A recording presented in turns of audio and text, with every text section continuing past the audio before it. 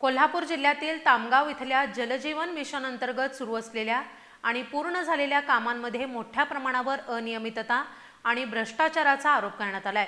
याबाबत तामगावातील नागरिक विक्रम उत्तम ढाले यांनी जिल्हाधिकारी कार्यालयाला पत्र लिहून या प्रकरणाची सखोल चौकशी करण्याची मागणी केली आहे।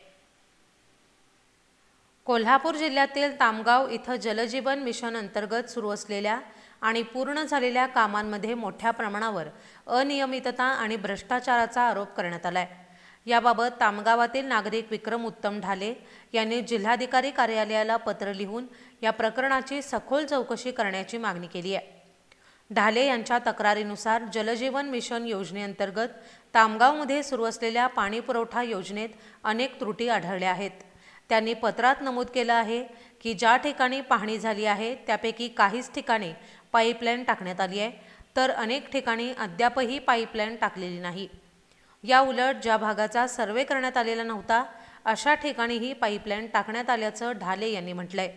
या कामामध्ये वापरण्यात आलेलं साहित्य निकृष्ट दर्जाचं असल्याचा आरोपही ढाले यांनी केलाय। तामगावमध्ये जलजीवन योजनेअंतर्गत पूर्ण झालेल्या आणि अपूर्ण असलेल्या सर्व कामांची कसून चौकशी करण्यात यावी, तसंच पुढील काम योग्य ठेकेदारालाच देण्यात यावीत, अशी मागणीही विक्रम ढाले यांनी गटविकास अधिकारी डॉक्टर संदीप भंडारे यांच्याकडे केली आहे। या प्रकरणी जर योग्य कारवाई झाली नाही तर तीव्र आंदोलन छेडण्याचा इशाराही ढाले यांनी दिलाय। या तक्रारींमुळे तामगावमधील जलजीवन मिशनच्या कामांची सत्यता लवकरच समोर येईल अशी अपेक्षा आहे।